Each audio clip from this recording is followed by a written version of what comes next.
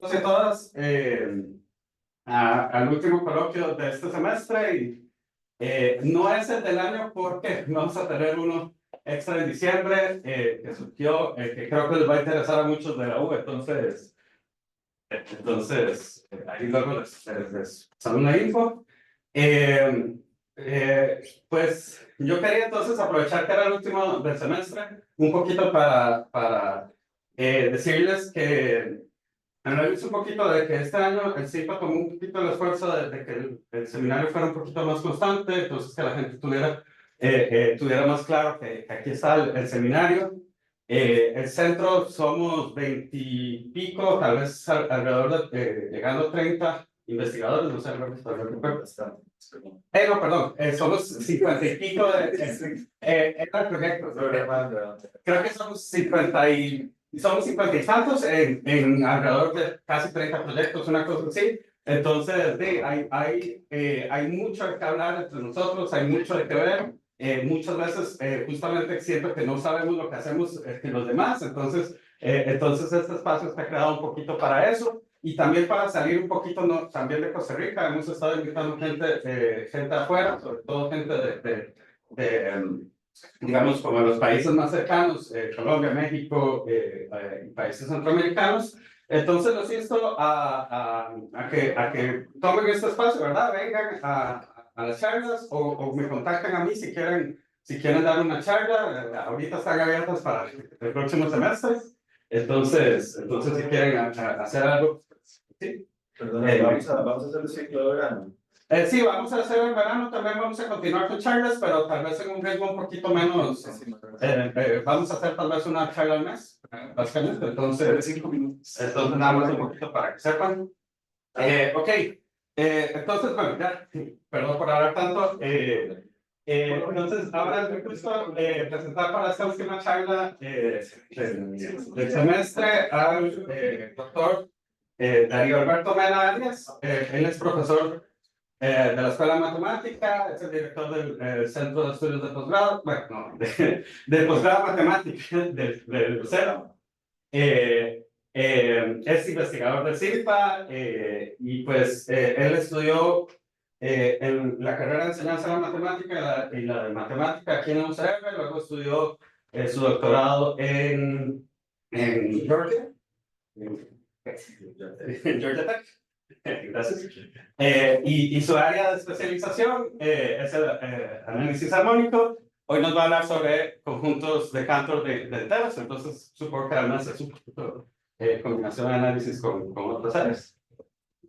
Bienvenido, muchas gracias. Bueno, muchas gracias a Rafa por la presentación y muchas gracias al CIMPA por el espacio. Voy a hablar un poco de ciertas combinaciones, ¿verdad?, entre lo que es el análisis, un poco de la probabilidad, un poco la teoría de números, en lo que es aplicación a lo que se llaman los conjuntos de Cantor de enteros. No sé la mejor traducción en español. Son conjuntos de Cantor que tienen una estructura similar al conjunto de Cantor que ustedes conocen, ¿verdad? Eliminar el tercio central de un intervalo, ¿verdad? Pero hablamos ahora de números enteros. Ahorita les menciono cómo se definen. No sé si voy a hablar de todas las propiedades aritmético-combinatorias que mencioné en el abstract que se mandó en el aviso, ¿verdad? Pero voy a hablar como de algunas cosas que se hacen o cuáles son las herramientas que se utilizan para probar este tipo de resultados aplicados, ya sea al conjunto de Cantor de enteros o conjuntos de números enteros o números naturales con cierta estructura en general. Ok, unas definiciones básicas. Lo más básico posible, ¿verdad? Que se veía en la escuela, números reales en una base B. Bueno, en la escuela no se ve con reales, pero cualquier número real yo lo puedo representar en una base B de esta forma, ¿verdad? Como una suma infinita de coeficientes por potencias de B. Ahí obviamente la suma no llega hasta más infinito, ¿verdad? Llegas a partir de cierto número, todos son cero. Y pueden imaginarlo en base 10, ¿verdad? Uno puede ver que en ese caso la parte entera sería tomar las potencias de B de 0 para arriba y la parte fraccionaria sería tomar de menos 1 para abajo, ¿verdad? Al igual que como se hace en base 10. Cuando se trabaja con con números enteros y la relación con el análisis armónico y las sumas exponenciales y estas cosas que van de la mano, unas propiedades importantes sobre estas sucesiones son la equidistributividad o distributividad uniforme. Yo tengo una sucesión en 0,1, en el intervalo 0,1, decimos que está uniformemente distribuida si cumple esta propiedad. Ahora, vean que lo que tengo que ahí es el promedio. Estoy contando cuántos términos de la sucesión caen en el intervalo AB, ¿verdad? Estoy contando cuántos términos caen en el intervalo AB, estoy dividiendo entre n. Si ese límite es el largo del intervalo, se dice que la sucesión está uniformemente distribuida. O sea, que básicamente que la sucesión se comporta como debería comportarse, se comporta de una manera bonita. Y en general, ¿verdad? Eso es una sucesión 0,1, una sucesión de números reales, es uniformemente distribuida, usualmente se dice módulo 1, si las partes fraccionarias están uniformemente distribuidas, ¿verdad? Ok. Un teorema importante que ya viene a pegar con el análisis armónico es el teorema, el criterio de equidistributividad de Bayes, que dice que es una sucesión es uniformemente distribuida a módulo 1, si y solo si tengo que este límite va para 0, ¿verdad? Eso está relacionado un poco con la transformada de Fourier del conjunto del rango de la sucesión, ¿verdad? Ok, vean que aquí no importa poner la parte fraccionaria porque, bueno, ahí la E significa E a la 2 y por el ángulo, ¿verdad? La frecuencia. Ahí no importa poner parte fraccionaria o no, ¿verdad? Porque a la hora de meter el entero más la parte fraccionaria vuelve a caer en lo mismo, ¿verdad? Entonces, da lo mismo. Entonces, bueno, la prueba de este criterio, hay varias pruebas de esto, ¿verdad? Hay pruebas que utilizan lo que son para las sumas exponenciales, que son muy conocidas en teoría de números. Hay pruebas mucho más elementales de este criterio, pero es un criterio importante para ver equidistributividad. Un ejemplo de utilización de este criterio, la sucesión n-alfa, donde alfa es un irracional, es uniformemente distribuida en un módulo 1. Y la prueba es sumamente sencilla, ¿verdad? Porque básicamente, si alfa es irracional, para cualquier entero m-alfa, no puede ser entero, ¿verdad? Entonces eso quiere decir que la exponencial que aparece en la suma de Lorentz no es 1. Entonces yo puedo aplicar simplemente una suma geométrica, ¿verdad? Al final de cuentas, la suma que me da el criterio, para utilizar el criterio Bayes, es una suma geométrica que tiene una fórmula cerrada, y esa fórmula cerrada está acotada por 2 entre n, y esto es ya para un alfa fijo, un alfa irracional fijo, esto es constante, ¿verdad? Eso tiende a 0. Entonces eso me da la equidistributividad de la sucesión. Ahí pues se sigue solo sí, pero estoy probando solo una dirección. La otra dirección es más fácil porque si alfa fuera racional, entonces m alfa solo tiene un número finito de valores, ¿verdad? Entonces no puede ser equidistribuida porque solo el rango es finito, ¿verdad?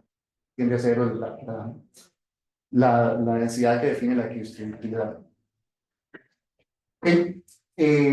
¿Qué es un número, un conjunto de Cantor de enteros? Hay generalizaciones de esos conjuntos, ¿verdad? En términos de más, desde el punto de vista de sistemas dinámicos y otras cosas, y definiciones más generales desde la teoría ergódica, pero un conjunto clásico de Cantor, si ustedes se acuerdan del conjunto de Cantor normal, ¿verdad? El conjunto de Cantor en intervalo 0,1, uno lo que hacía era agarrar la expansión en base 3 y quitar los que no tenían 1, ¿verdad? Un conjunto de Cantor de enteros en la versión clásica es agarren un entero en base B y quítenle dígitos, ¿verdad? Básicamente esa es la cuestión. Entonces, vamos a considerar una base B mayor que 3, una colección de residuos módulo B. Esa colección no necesariamente tiene que ser de 0 hasta B-1, puede ser 0, -1, -3, siempre y cuando sea completa, ¿verdad? Simplemente que cumpla toda la cantidad de residuos. El conjunto de dígitos lo voy a tomar con mayor o igual a 2 dígitos, básicamente porque si solo considero un dígito, al final las cosas son como muy irregulares, muy, degeneran en ciertos resultados que no son ciertos, en general. Y el conjunto de dígitos lo voy a tomar estrictamente menor que B, ¿verdad? Para que sea realmente que estamos restringiendo el número de dígitos que estamos usando. Y el conjunto de Cantor, ¿verdad? Son todos los números enteros cuya expresión en base B solo contiene dígitos del conjunto D. Por ejemplo, base 10 considere los números que solo tienen dígitos 7, 5, 8 y 3. ¿Ok? ¿Qué significa el ZB? ZB es el grupo, sí, el grupo ZB, el entero módulo B. Ajá. Z sobre B, Z. ¿Y dónde aparece el RB en la definición? El de su conjunto RB. Ajá. Exacto. Sí, el RB es el conjunto completo de residuos. Creo que le puse, debería ser RB sin formato de integrales. Ok, entonces el CN va a ser una truncación de esos conjuntos de Cantor, ¿verdad? Va a ser simplemente los que suma hasta n, ¿verdad? Es decir, estoy tomando solamente los números enteros que tienen menos de n dígitos en base B. Ok, si 0 no está en el conjunto de Cantor, uno puede ver que la cardinalidad es eso. Si 0 está en el conjunto, la cardinalidad es simplemente de a la n. Uno lo puede ver porque simplemente puede ver la expansión como de una expansión en una base más pequeña, en base D, porque eso lo estoy considerando de dígitos. Entonces tiene D posibilidades para cada posición. El caso 0, no, bueno, no sirve. El caso 0 que no está en D, no es tan...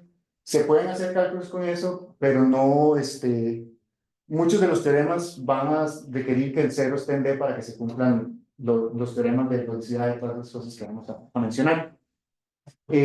Para el caso en que 0 está en D, yo voy a considerar la esperanza enésima. Básicamente lo que estoy considerando es la esperanza sobre el conjunto Cn. Es decir, esto es de la función exponencial de la exponencial de este complejo.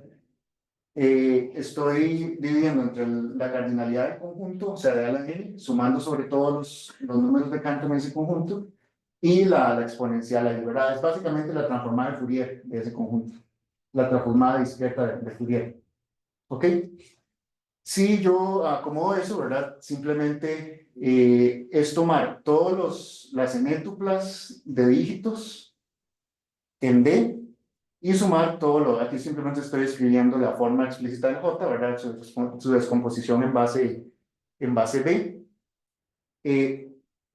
Esta exponencial pasa a ser un producto de exponenciales, y aquí, bueno, uno le puede dar vuelta acá, ¿verdad? Que básicamente tiene los productos sobre todos los dígitos posibles, sobre todos los BJ, entonces al final me quedan solo el producto de J hasta n-1 sobre todos los dígitos posibles, ¿verdad? Entonces, vean que aquí me comí un 1 entre D a la n, ¿verdad? Más bien lo que quería poner era 1 entre D aquí adentro, ¿verdad? Que al final de cuentas esto es la esperanza en el nivel 1, que sería 1 entre D, 1 entre la cardinalidad del número de dígitos, por la suma de las exponenciales correspondientes a todos los dígitos. Aquí creo que sí lo puse. Como les mencioné, se puede utilizar la notación de transformada de Fourier, pero es una transformada de Fourier del conjunto de Cantor, o la indicadora del conjunto de Cantor, y se puede ver como un producto de esta función, donde esta función es básicamente la esperanza de nivel 1, que es el promedio, ¿verdad? El promedio de las exponenciales sobre el conjunto de dígitos. Eso se llama un producto de Riesz, que cumple ciertas propiedades importantes, pero no me voy a centrar en eso. Ok, entonces, un primer paso para probar los resultados o el resultado principal es ver que esos conjuntos de Cantor son uniformemente distribuidos, en el sentido de que las partes fraccionarias son uniformemente distribuidas en 0, 1. Este es un primer lema que lo que hace es lidiar con la esperanza, ¿verdad? Vean que la esperanza es la suma de las exponenciales, que está relacionada con la suma que aparece en el criterio de Weil.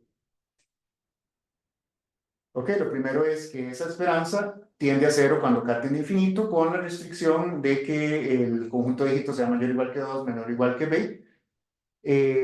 Y eso se cumple para todo alfa que no es de la forma a entre b a la j por s. ¿Qué significa esa condición? Eso quiere decir que ese alfa no es de la forma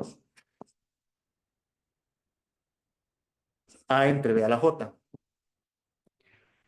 Bueno, sí menciona que A y J son enteros. ¿Qué quiere decir que no sea de esta forma? Esto es lo que se llama un racional beádico. Eso quiere decir que la suma que lo define es una suma finita a ambos lados, ¿verdad? O sea, tiene una cantidad finita de decimales, esa es esta J. ¿Ok? Y si, bueno, ese es el entero más grande, tal que D está contenido en una progresión aritmética de longitud decimal.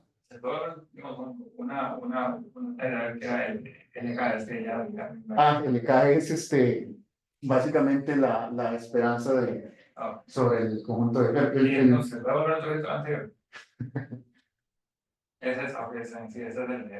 Ajá. Sí, básicamente es la transformada de Fourier sobre el conjunto de Cantor. Del conjunto de Cantor truncado por n, ¿verdad? De los menores iguales que n. Ok, entonces, ese es el entero más grande, tal que D está contenido en una progresión aritmética de paso S. Ese puede ser 1, ¿verdad? Puede ser perfectamente D no esté contenido en una progresión. Bueno, sí está contenido en una progresión aritmética porque todo está contenido en una progresión aritmética de orden 1. Ok, entonces, más o menos un esquema de la prueba. ¿Qué pasa? L sin número, ¿verdad? L sin índices es la esperanza de nivel 1. ¿Qué pasa si eso es igual a 1? Para alguna frecuencia distinta de 0. Recuerden que L era 1 entre D, la suma de las exponenciales. Perdón, sin valor absoluto acá. Así. ¿Cuándo esa cosa es 1? Cuando la suma es D, ¿verdad? ¿Y cuando la suma es D? Bueno, ahí se puede de alguna forma argumentar, ¿verdad? Que es cuando todos, o son todos unos, o son todos menos unos. ¿Ok? O cuando son todos iguales, ¿verdad? Entonces, eso quiere decir que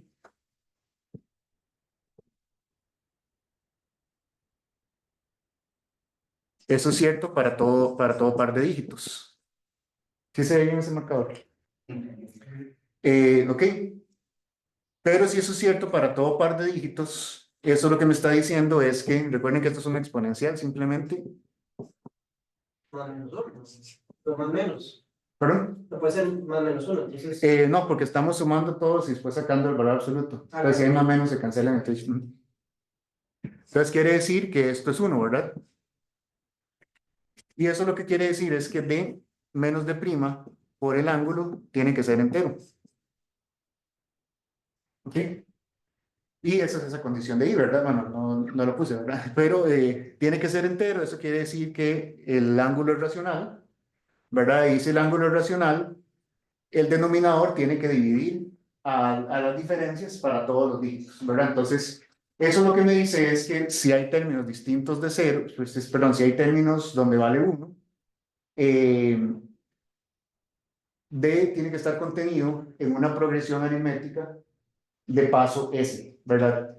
Ahora, como esto tiene que ser racional entre 0 y 1, el S tiene que ser mayor que 1. Voy a volver un toquecito porque creo que no. O sea, acá. Yo lo que quiero probar, o sea, el lema lo que dice es que quiero probar que esto va para 0, ¿verdad? Esto es un producto de estas cosas. Entonces, si estas cosas van para 0, ya, ¿verdad? Porque es un producto, bueno, el producto está, todas esas son menores que 1, entonces el producto está acotado por cualquiera de ellos, ¿verdad? Básicamente.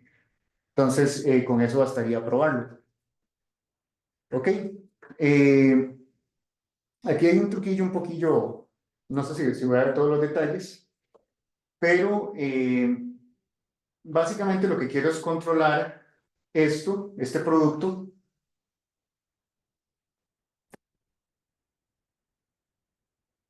y voy a considerar aquí un conjunto medio extraño, creo que le puse I, es el conjunto de los teta tales que S por la parte fraccionaria de S por teta tiene, esto es la expansión en base B, ¿verdad? Escribiéndolo como si fuera una expansión decimal, donde el primer coeficiente o el primer dígito, el dígito decimal no está en P, o sí está en P, pero el segundo es distinto de cero.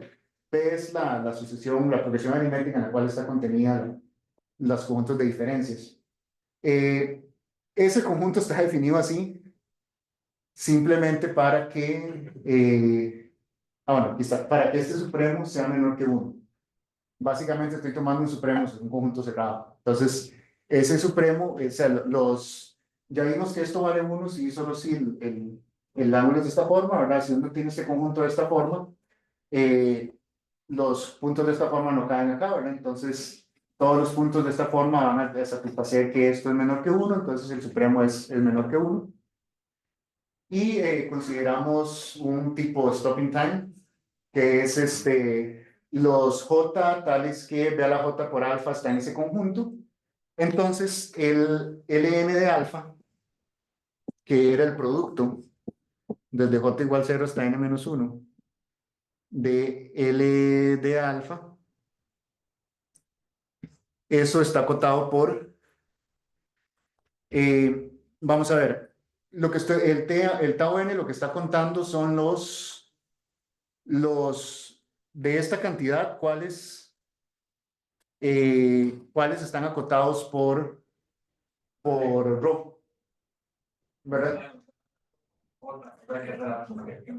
Perdón, aquí es B a la J alfa. Ajá, B a la J alfa. Sí. Sí, si no, ok. El tau n lo que está contando es cuántos de estos B a la J alfa, ¿verdad? Están en este conjunto, o sea, cuántos están acotados por este supremo. Y como todos estos términos son esperanzas de cosas menores que 1, ¿verdad? Entonces están acotadas por 1. Entonces, al final de cuentas, todo eso está acotado por la cantidad de términos que están acotados por rho, ¿verdad? Rho a la tau n. Y si tau n tiende a infinito, ya eso tiende a cero, ¿verdad? Ahora, tau n tiende a infinito porque básicamente si alfa no es un racional de esta forma, por ejemplo, primero va a tener una expansión infinita, ¿verdad? Va a tener una expansión infinita en base B, entonces se va a cumplir alguna de las dos propiedades, ¿verdad? Si hay una cantidad infinita de ceros, siempre va a aparecer un cero seguido de un número que no es cero, ¿verdad? Entonces va a caer en la segunda propiedad. Y si no, si hay una cantidad finita de ceros, por la propiedad por la forma de las diferencias, va a caer en la primera propiedad, ¿verdad? Entonces, básicamente, para alfa que satisface las condiciones del lema, siempre va a haber una cantidad, o sea, siempre va a haber una cantidad infinita de jotas que satisfacen eso, entonces el tau n tiende a infinito, y eso quiere decir que esto tiende a cero. Ok, entonces, eso es más o menos como el esquema de la prueba. Hay más detallillo ahí, porque también está el caso de qué pasa si ninguno de estos fuera 1 y todo eso, pues es un caso más sencillo. Con eso se prueba el teorema de distribución uniforme, que lo que dice es básicamente que el conjunto de Cantor, si yo lo enumero de manera creciente, ¿verdad? Y considero esa sucesión, ese conjunto es uniformemente distribuido en 0, 1. Perdón, el conjunto de Cantor multiplicado por no solamente un irracional, ¿verdad? Que recuerden que el teorema la primera aplicación que vi el teorema de Weil era para un entero por irracional, pero aquí estoy caracterizando un poquito más, ¿verdad? Eso incluye a los irracionales, ¿verdad? Pero también a todos los racionales que no son beálgicos. ¿Ok? Entonces, o sea, racionales de expansión infinita, así. Esa solución es uniformemente distribuida. Y, de nuevo, la idea de la prueba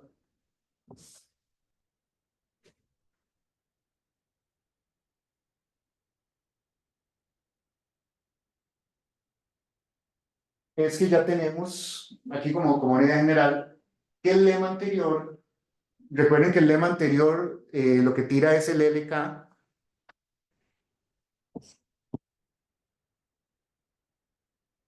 tira el LK de B a la J alfa, lo tira a cero, ¿verdad? Pero el LK, si ustedes se devuelven, no, vi mucho, no, nada más, ahí. El LK básicamente es la suma estoy sumando sobre todos los conjuntos de los números de Cantor hasta B a la K, ¿verdad? Entonces básicamente estoy probando, o sea, tengo la condición del lema de Bayer, pero con la sucesión B a la K. Es decir, yo tengo básicamente, recuerden que el lema de Bayer decía que 1 entre n, la suma desde j igual 0 hasta n menos 1, de a la m, j, eh, eso pues tiende a 0. Eh, perdón, xj. Ok, ya pensando en el conjunto de Cantor sería K sub j por alfa. Ok, bueno, algo importante es que aquí no se afecta nada si yo le meto un entero acá, ¿verdad? O sea, si yo meto un entero a este lema, si meto un entero acá m cualquiera, sigue sin afectarse nada porque el alfa seguiría siendo, sería cambiar el alfa, ¿verdad? Entonces sigue tendiendo a 0. Ok, entonces básicamente el lema anterior lo que prueba es esto, pero con n igual b a la k, ¿verdad? Lo estoy probando para una sucesión creciente. Ahora, como eso es una suma exponencial, esa cosa oscila, ¿verdad? Entonces no es suficiente probarlo para una sucesión creciente para que el límite exista, ¿verdad? Entonces hay que ver qué pasa con los términos intermedios. Y bueno, ahí se hace un truquillo más o menos, ¿verdad? ¿Qué pasa si yo me muevo de un b a la k a otro j? ¿Verdad? Si yo me muevo de un b a la k a un b a la k más j, como para ensanduchar todos los que están en medio de un b a la k y un b a la k más 1, yo puedo escribir el conjunto de los números de Cantor en ese intervalo, lo puedo escribir como los números que están hasta b a la k, sumados por b a la k, y los y que están entre 0 y j, ¿verdad? Los y que están entre 0 y j lo multiplico por b a la k y ahí obtengo los siguientes. Y esa cosa, la cardinalidad, se puede ver qué es eso. Y bueno, ahí me salté, creo que no voy a hacer ese cálculo. Pero se puede hacer el calculillo, ¿verdad? Separando, básicamente yo puedo separar la esperanza bajo estos dos conjuntos, sumo las dos esperanzas y me queda que está acotado por un solo LK, ¿verdad? Entonces al final de cuentas uno puede controlar todo lo que está en medio de un B a la K y un B a la K más 1 por el B a la K, ¿verdad? Entonces al final es como pasar de una subsucesión a la sucesión, pero con un toque de cuidado. Entonces esa es la prueba de la equidistributividad para el conjunto de Cantor. Es fácil, o sea, si ya lo tengo para el conjunto de Cantor, probarlo para un polinomio lineal o, bueno, es un polinomio lineal, una constante por conjunto de Cantor más una constante, ¿verdad? Simplemente separar las cosas y ya queda uniformemente distribuido, ¿verdad? O aplicar el lema de Weil con eso. Entonces, para polinomios de grado 1 se cumple. Y otro teorema es que si yo tengo, de nuevo, el conjunto de Cantor, tengo un polinomio con ciertas características, ¿verdad? Lo que quiero es que uno de los coeficientes que no sea el constante, no sea un beádico, un racional beádico dividido por S. O sea, básicamente que si el coeficiente es alfa, lo mismo, S por alfa no es un beádico, no es un racional beádico. Entonces, si yo tengo un polinomio que satisface eso, el polinomio evaluado en el conjunto de Cantor eh, también es uniformemente distribuido, ¿verdad? Entonces eso es lo que se llama la distribuidad uniforme polinomial de un conjunto de números. ¿Ok? La prueba de eso es un poquito más compleja y si no voy a dar tanto detalle, pero básicamente es por inducción sobre el grado del polinomio. El caso base es el caso anterior, ¿verdad? Que lo prueba para polinomios, la nota después del caso anterior, del lema anterior, que lo prueba para polinomios de grado 1, ¿verdad? Bueno, hay un caso fácil, que es cuando el coeficiente principal es un beádico dividido por S. En ese caso uno puede hacer una traslacioncilla y puede reducir la dimensión del polinomio. Y para el caso general se analizan estas diferencias. Esas diferencias se utilizan para también reducir la dimensión del polinomio, pero ya que, de nuevo, igual les puedo mandar el manuscrito para que lo vean. Aquí ya hay como un argumento probabilístico con lo que es la distribución de los dígitos para el conjunto de Cantor, ¿verdad? Siguen una distribución uniforme y uno encuentra la suma de los dígitos para que estas diferencias estén acortados por algo, siguen una Bernoulli y luego una cota por un exponencial. Bueno, hay un argumento probabilístico para acotar esto.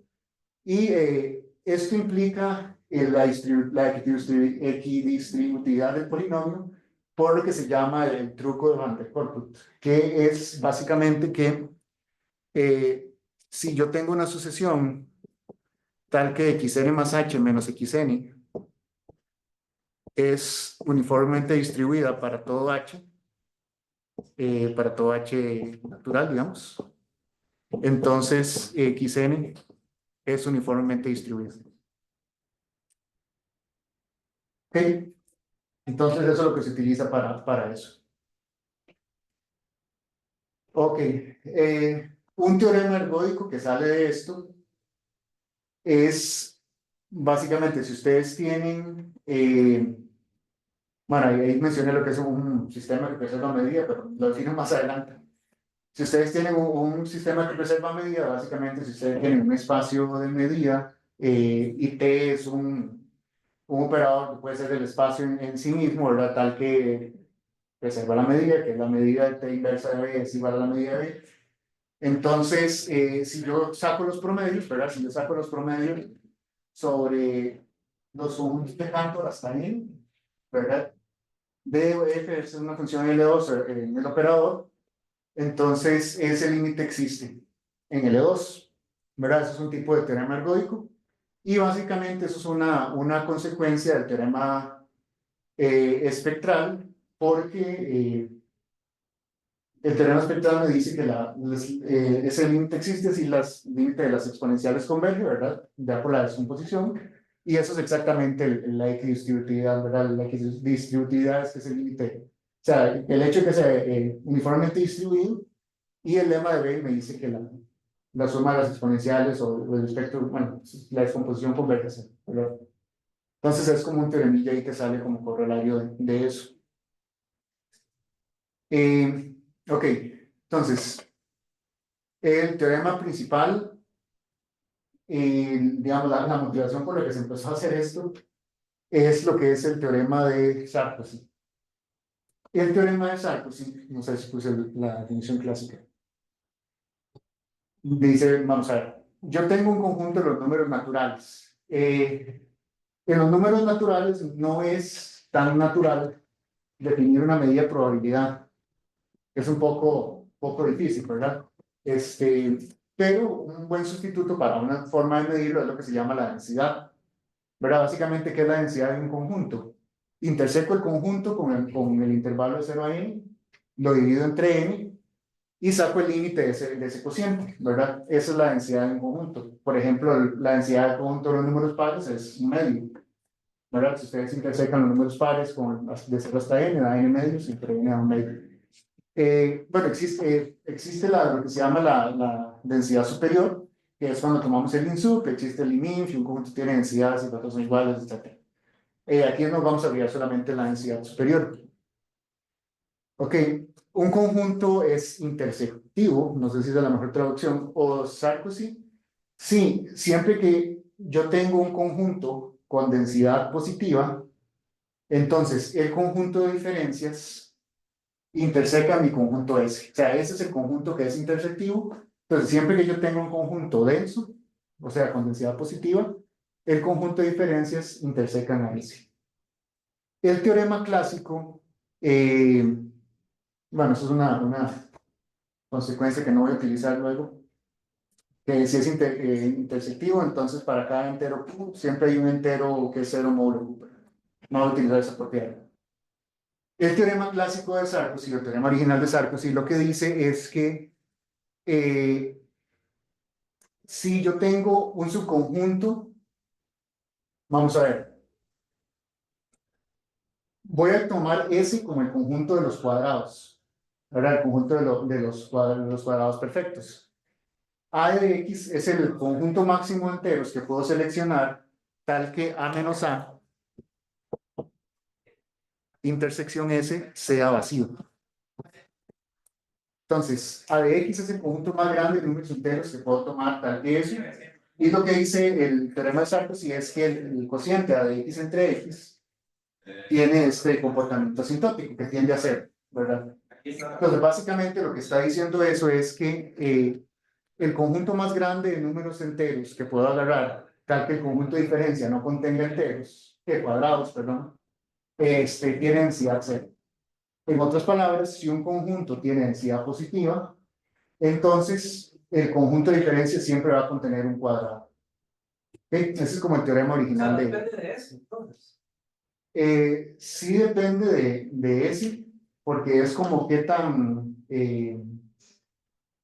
o sea, ¿qué tan denso es ese? En ese caso, ese es los cuadrados. Ah, ese es los cuadrados, sí, sí, perdón, sí, sí.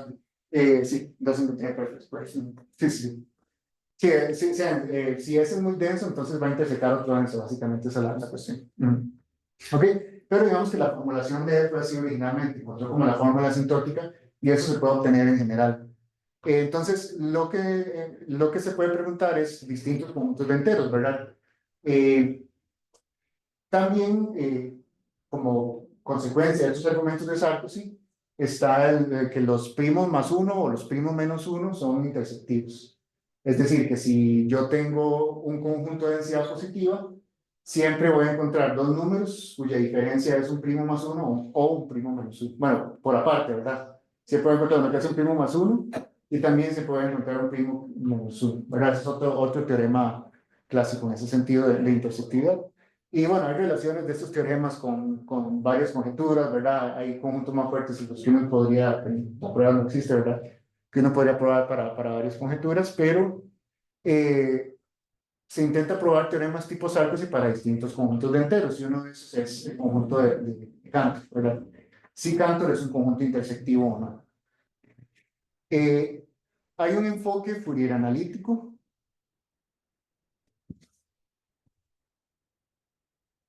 para este tipo de problemas, que es el enfoque de Sarkozy.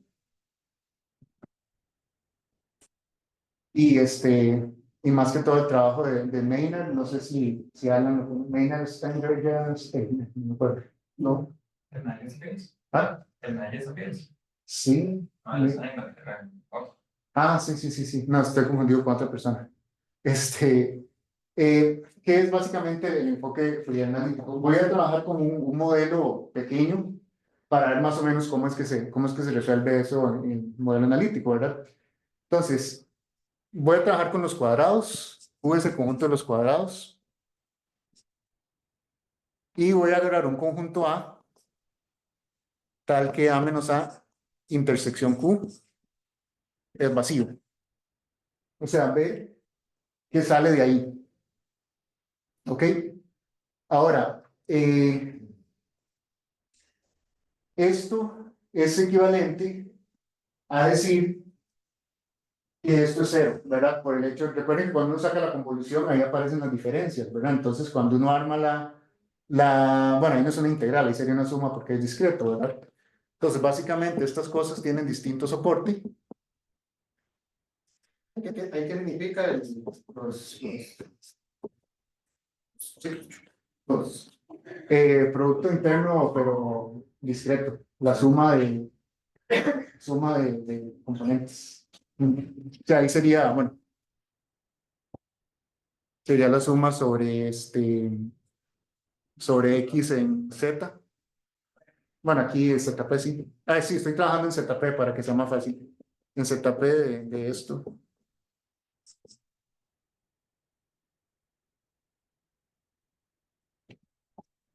Sí. Ok, entonces, si yo saco transformada de Fourier a ambos lados, me queda la transformada de Fourier de la indicadora de A al cuadrado, la indicadora de Q. Ahora, cuando uno saca la transformada de Fourier de A en cero, o de cualquier conjunto en general, de una indicadora, la transformada discreta, eso lo que me va a dar es, aquí estoy trabajando con la transformada de Fourier en ZP, ¿verdad? Entonces divido 1 entre P la suma de los elementos en B de, sí, ¿verdad? Porque estoy en cero. Pero eso al final de cuentas me está contando los elementos en B y eso es básicamente la densidad. No sé cómo anotarlo, la densidad de B. Porque estoy trabajando en ZP, ¿verdad? Ahora, si uno lo quiere hacer en Z en general, lo que hace es truncarlo hasta n y después tirar el límite, ¿verdad? Para obtener la densidad. Ok, entonces, cuando uno calcula, Digamos, digamos, ¿es un entero o es un primo? ¿O es un primo? es un primo. Ujú, es un primo. Es un, sí, debería haber dicho que es un campo finito. Ok, entonces, cuando uno calcula eso, ¿verdad? Cuando uno tiene, vamos a ver esto acá,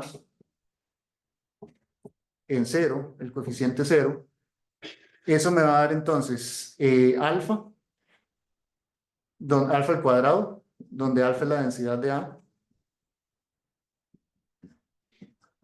Y aquí aplicando lo mismo me da el tamaño de Q entre P. ¿Perdón? Sí, sí, sí. Pero uno puede calcular el número de los cuadrados hasta P, ¿verdad? Que son P menos 1 entre 2 o P menos 1 entre 2, ¿verdad? Eso es aproximadamente alfa 2 entre 2. ¿Ok? Entonces, ¿qué quiere decir eso? Como todo el producto interno da cero, quiere decir que los que son distintos de cero tienen que compensar, ¿verdad? Entonces, básicamente la suma para los que son distintos de cero, esto es como un modelo muy, muy básico para que vean como la idea general de lo que debería ser algo así. Menos alfa a la 2 entre 2. ¿Ok? Entonces, yo puedo aproximar cuando yo tengo esta cosa de acá.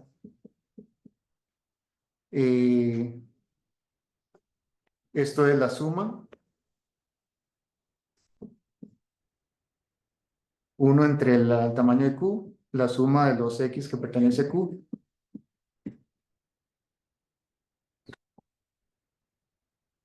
Y esto es lo que se llama una suma de Gauss.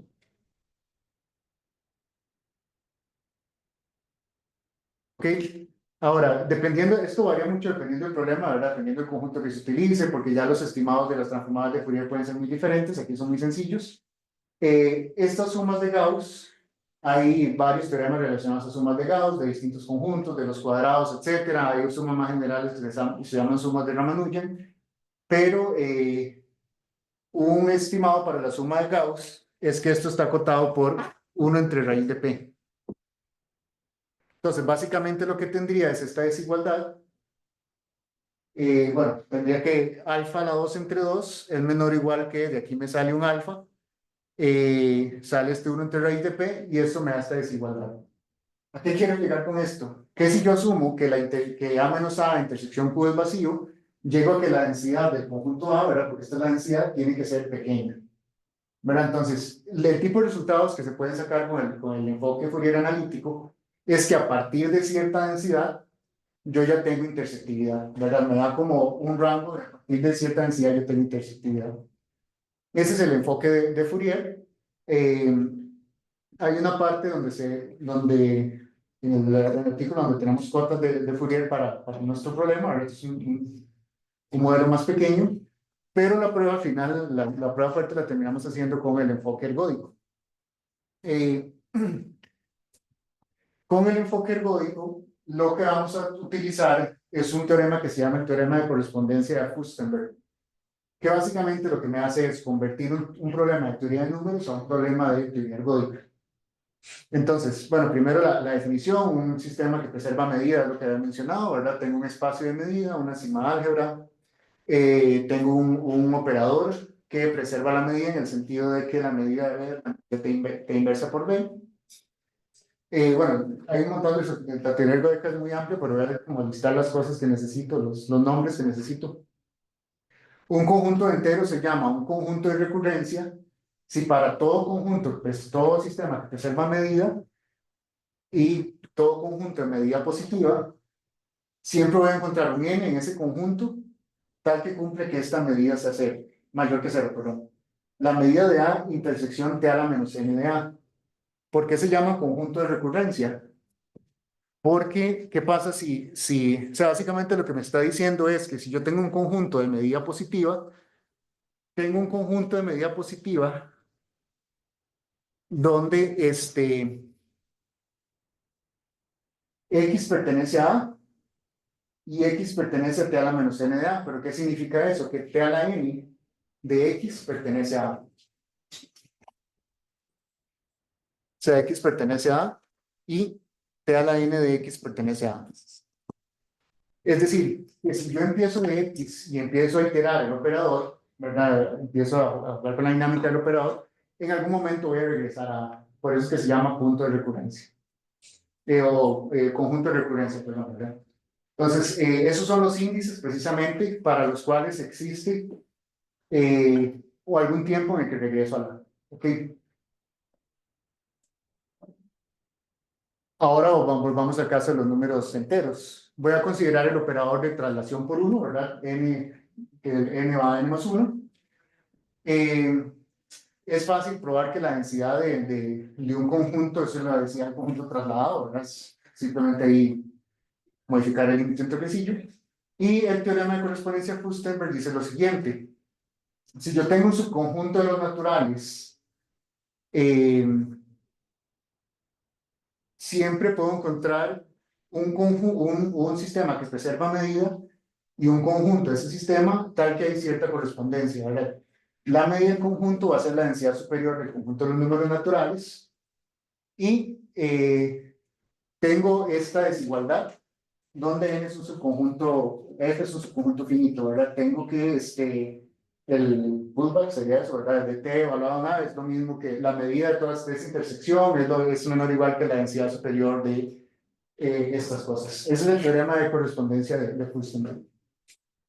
Entonces, básicamente, para un conjunto de los números naturales, yo puedo encontrar un sistema que preserva medidas y hay correspondencia medida-densidad, ¿verdad? ¿Cómo se utiliza eso? Bueno, un corolario es que si R es un conjunto de recurrencia, entonces es un conjunto intersectivo. Y eso en realidad es muy sencillo de ver, ¿verdad? Porque si yo tengo un conjunto con densidad positiva, le aplico el teorema de correspondencia de Fustenberg.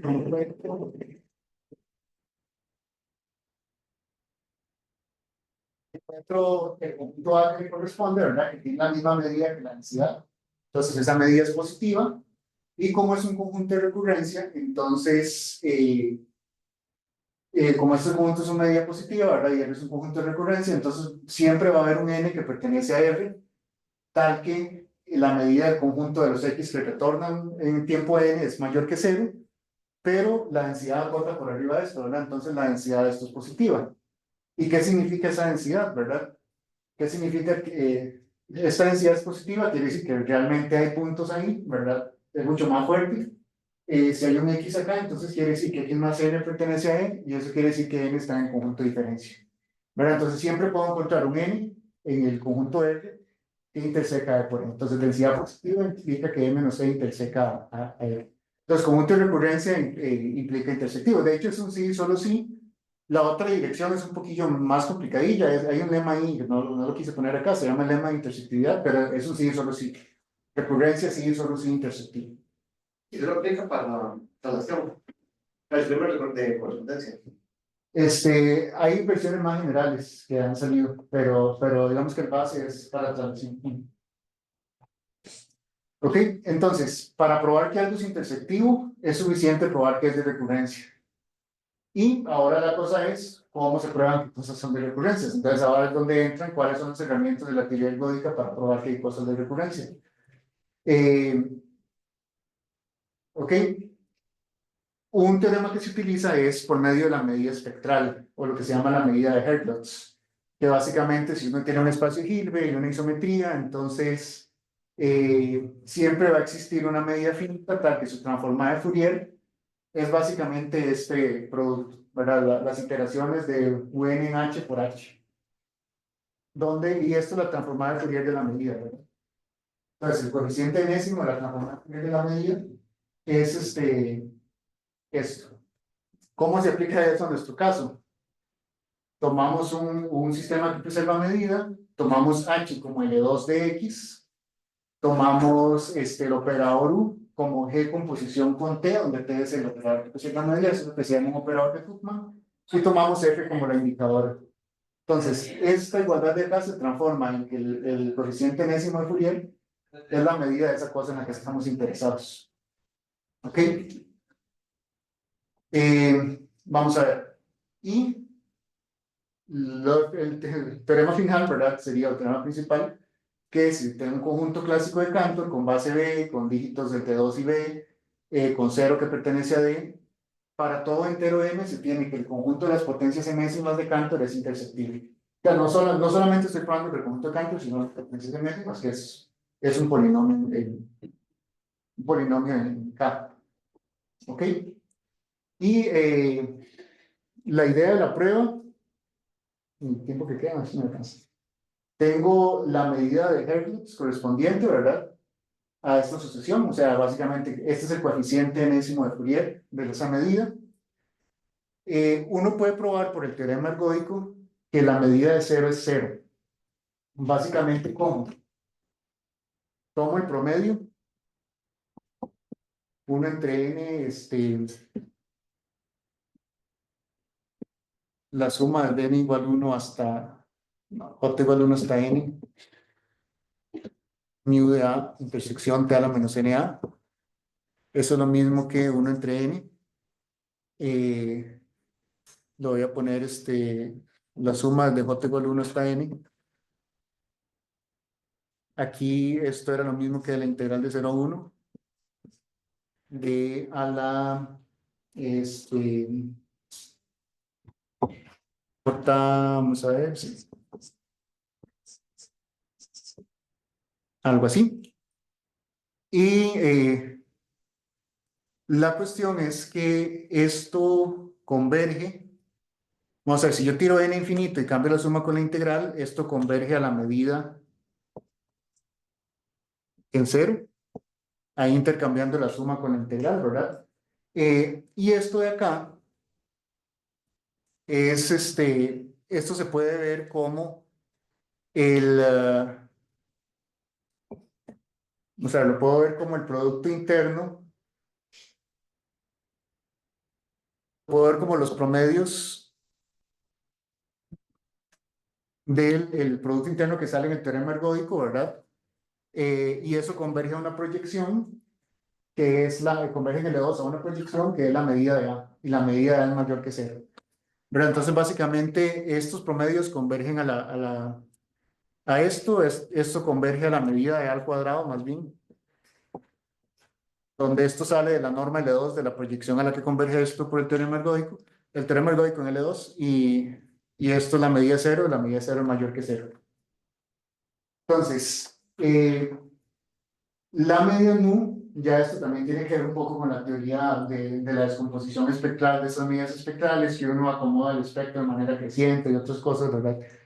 Pero para contar el cuento rápido, la medida nu yo la descompongo en 3 cosas. La medida nu 0, que es la masa en 0, que ya sabemos que es una constante positiva, le voy a poner delta.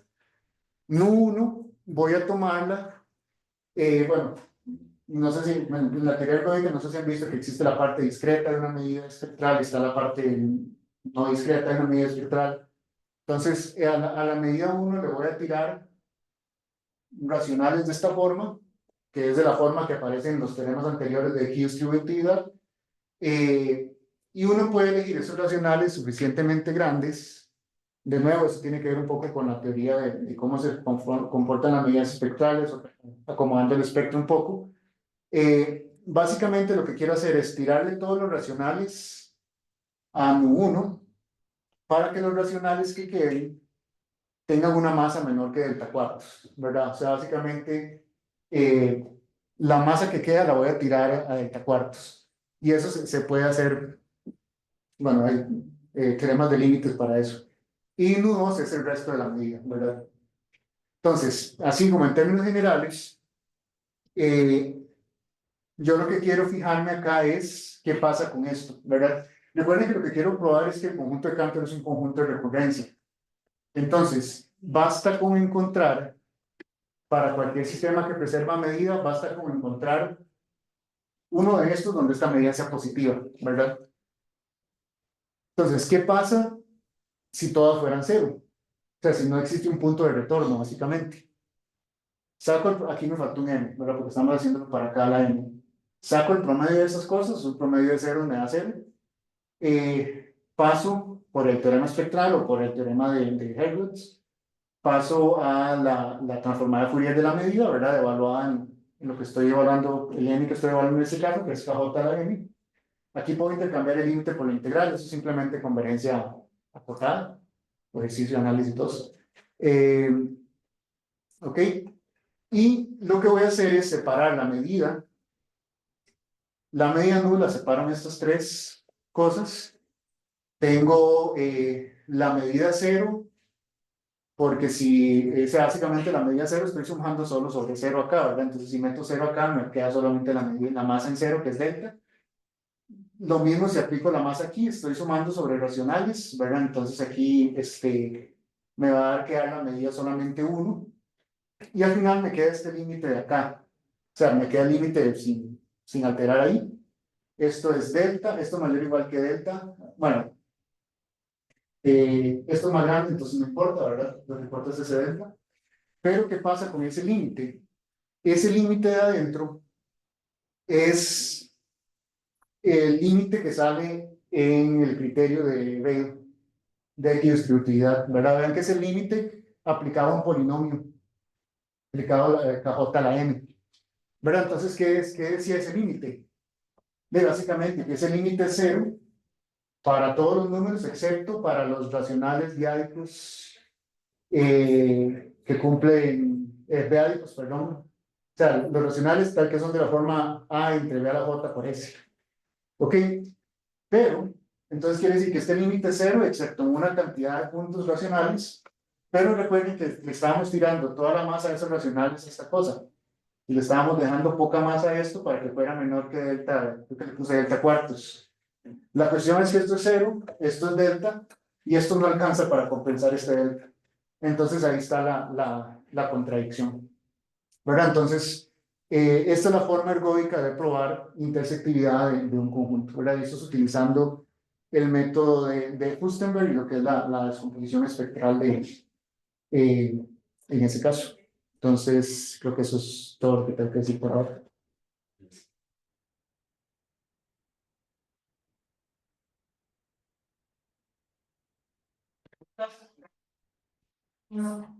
Yo tengo una pregunta, cuando mencionaste el tema de Sarkozy, ¿verdad? Ajá. Sarkozy. Tiene como 5 tildes, entonces no sé cómo se dice. Era, diferencias que no tuvieran cuadrado, ¿verdad? Ajá. Pero eso se puede estudiar también en casos que no sean más bien que es una potencia superior, que sea libre de cubos, las diferencias, o libre de cuartas potencias.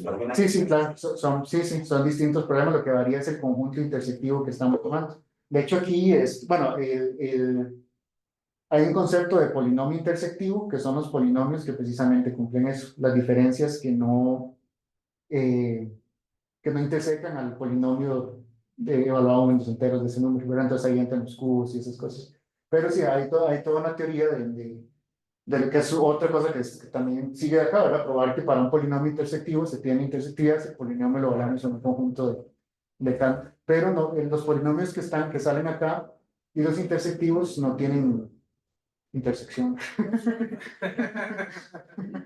Entonces, también es una generalización. Sí. ¿Más preguntas? Pues yo, ¿qué otras propiedades ergódicas entonces se podrían aplicar a métodos similares? Hay un montón de propiedades. Hay una cosa que se llama la correlación métrica por pares, ¿verdad? Que es más o menos como medir las distancias entre los puntos del conjunto. Están las cuestiones de los teoremas de Van der Corput, que es como caracterizar si los conjuntos son de Básicamente, bueno, lo que les mencioné el truco Van der Corput es que si UN más H menos UN es aquí distribuido para todo H, pero uno puede restringir el conjunto de los H a cosas más pequeñas. Uno puede aplicar propiedades ergódicas sobre ese conjunto H restringido y ver que un conjunto se llama Van der Corput si cumple la propiedad Van der Corput para una restricción de ese H y eso utiliza también parte ergódica. Eso creo que sí está en el paper, no recuerdo. Pero sí, hay varias cosillas que se pueden utilizar, y hay muchos, porque aquí estamos utilizando el teorema básico el teorema medio ergódico en L2, pero está lo que se llama el teorema de Smerel, que es como más, incluye más retornos, más cosas, más intersectividad, y hay teoremas más generales para eso, como promedios de César y esas cosas. Sí, hay varias cosillas que se pueden aplicar. Creo que tengo otra pregunta, pero creo que la hago porque creo que es más difícil de explicar. Bueno, no sé, si no hay más preguntas, entonces... Digamos, cuando pide, digamos, que un conjunto sea de desacosivo o restrictivo, bueno, no tiempo, Intersectivo. intersectivo. Usted solamente pide que la diferencia sea, o sea, que la diferencia, o sea, que la intersección sea, o sea, que no sea vacía, ¿verdad? Ajá. Pero no pide nada como sobre la cantidad, o sea, da igual si es uno o si son 100 elementos lo que hay ahí, o sea, Sí, no digamos, se puede pide. mostrar si hay uno, hay un montón, o digamos, Sí, hay estimados para eso, para que se llaman, hay un nombre que se utiliza para ver cuál es la cuota para esa cantidad, ¿verdad? Que se saca como es básicamente como una cociente entre las dimensiones de Cantor de muchas cosas, la dimensión de Minkowski. Pero sí hay estimados para eso. Pero sí, no, ahorita de momento con solo que haya uno ya. ¿Más preguntas? Entonces agradecemos de nuevo a Darío. Y de nuevo, esta era la última del semestre, pero ahora en verano tendremos varias. En particular, en diciembre vamos a tener una que, como les digo, posiblemente les llame la atención enferma porque es sobre el régimen salarial. Son los estudios que hizo Michael junto con el estudiante que es el estudiante. Entonces, vale. Gracias por venir. gracias. Gracias.